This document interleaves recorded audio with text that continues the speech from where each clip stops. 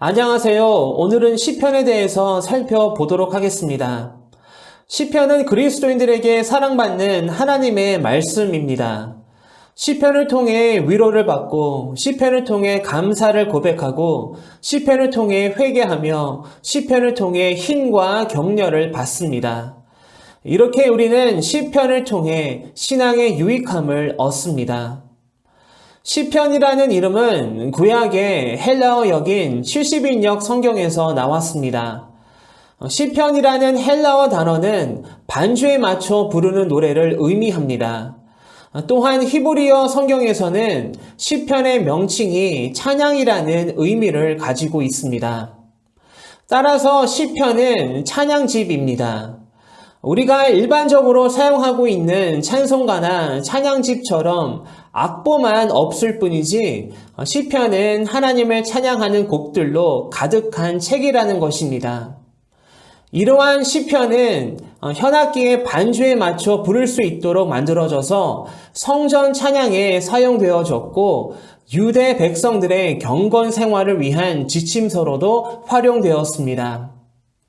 또한 시편은 기도집입니다. 시편은 찬양으로 이루어져 있지만 그 찬양 속에서 하나님께 간구하는 저자들의 기도가 담겨 있음을 보게 됩니다. 그래서 시편은 기도가 무엇인지 신앙인들에게 가르쳐 줍니다. 우리가 어떻게 하나님께 진실하게 기도하며 나아갈 수 있는지 교훈해 주고 있습니다. 시편은 총 150편으로 구성되어 있는데 그 시편들은 크게 5부분으로 나뉩니다. 다시 말해서 150편 각각의 시편을 5권으로 묶은 모음집이 바로 시편인 것입니다. 이렇게 시편이 5권으로 나뉜 것은 아마도 모세오경의 5권의 책들에 맞추려는 의도가 있었을 것으로 보여집니다. 따라서 5권으로 나뉜 시편을 잘 살펴보면 각 권들이 모세오경과 연관되어 있고 유사한 주제를 다루고 있음을 보게 됩니다. 예를 들어 시편의 첫 번째 권에 속하는 1에서 41편까지의 내용은 창조에 대해 말해주는 모세오경의 창세기와 연관이 있어 보입니다. 시편의 두 번째 권에 속하는 42편에서 72편까지의 내용은 구원과 구속을 주제로 하는 출애굽기를 생각나게 합니다. 시편의 세 번째 권에 속하는 73편에서 89편까지의 내용은 예배와 성소에 대해 가르치는 레위기와 관련 있어 보이고 시편의 네 번째 권에 속하는 90편에서 106편까지의 내용은 이스라엘 백성의 광야 생활에 대해 말해주는 민수기를 그리고 시편의 마지막 5번째 권에 속하는 107편부터 150편까지의 내용은 말씀과 찬양을 담은 신명기와 관련이 있어 보입니다. 이렇게 시편은 모세오경과 유사한 점들이 있음을 발견하게 됩니다. 시편은 오랜 세월에 걸쳐 완성되었습니다. 모세부터 포로기 그리고 포로 후기까지 약 1000년에 걸친 이스라엘의 오랜 세월의 역사를 담은 성경의 책이 바로 시편입니다. 성경 66권을 통틀어서 가장 긴 책인 시편은 그 길이만큼이나 저자의 수도 성경의 그 어느 책보다 많다는 것을 보게 됩니다. 시편에는 여러 명의 저자들이 있습니다. 시편의 저자로는 다윗, 아삽, 고라자손, 솔로몬, 모세, 헤만, 에단이 있고 나머지 50편은 누가 작성했는지 알려지지 않고 있습니다. 시편의 내용들은 아주 다양합니다. 시편에는 여러 유형들이 있습니다. 시편에 자주 등장하는 유형들은 바로 탄원시, 찬양시, 감사시, 제왕시, 메시아시, 신뢰시, 지혜시, 순례자의 노래, 저주시 등이 있습니다.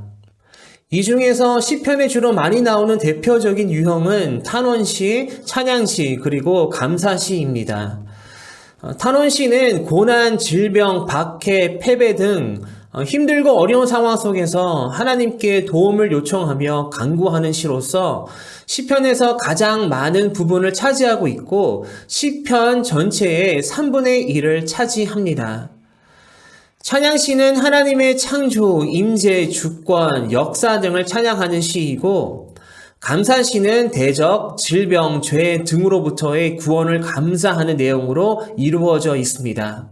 시편은 이스라엘의 오랜 역사 속에서 개인과 공동체에게 일어난 이야기를 배경으로 하고 있습니다. 따라서 시편을 기록한 저자가 처한 그 어떠한 특별한 상황과 시대적 배경이 있었을 것입니다. 시편을 보시면 표제가 붙어있는 장들이 눈에 들어옵니다. 표제를 통해서 그 당시 저자 혹은 공동체가 처한 상황에 대해 어느 정도 짐작과 추측을 해볼 수가 있습니다. 150편의 시편 중에 이러한 표제가 붙어있는 시들은 총 116개입니다.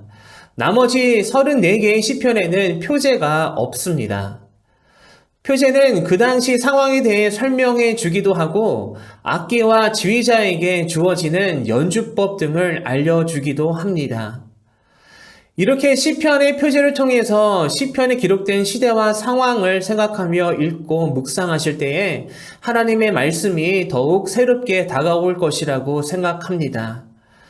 시편은 오랜 세월의 시대적 상황을 거쳐 여러 저자들에 의해 기록되었기 때문에 시편 저자들이 처한 시대와 상황도 매우 다양했습니다. 따라서 시편은 다양한 상황들로 인한 저자들의 여러 심적 상태와 생각들을 잘 나타내 주기도 합니다. 성공과 실패와 좌절, 기쁨과 슬픔과 고통과 두려움, 죄와 회개, 분노와 증오심, 그리고 복수심, 그리고 감사와 찬양 등의 아주 다양한 상황을 잘 묘사하고 있는 책이 바로 시편입니다.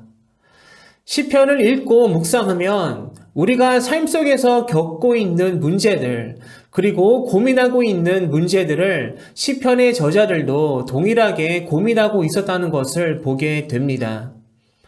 그리고 그러한 때에 시편의 저자들은 어떻게 기도했는지, 그리고 그러한 상황 속에서도 어떻게 하나님을 찬양했는지 우리는 보고 배우며 깨닫게 됩니다.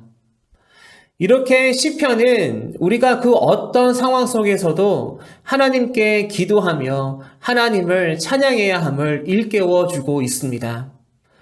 이러한 시편을 읽고 묵상하면서 우리는 큰 힘과 위로와 도전을 받습니다. 이제 신앙인들의 삶의 고백과 하나님을 향한 믿음의 고백이 담긴 기도와 찬양으로 가득한 시편을 읽고 묵상합니다. 각기 다양한 시대와 상황 속에서 하나님께 올려드린 시편 저자들의 기도와 찬양이 여러분들에게 큰 힘과 위로로 다가오기를 바랍니다. 시편 말씀을 통해 여러분들의 마음이 더욱 새롭게 되어 하루하루 믿음 안에서 강건하게 살아가시기를 소망합니다.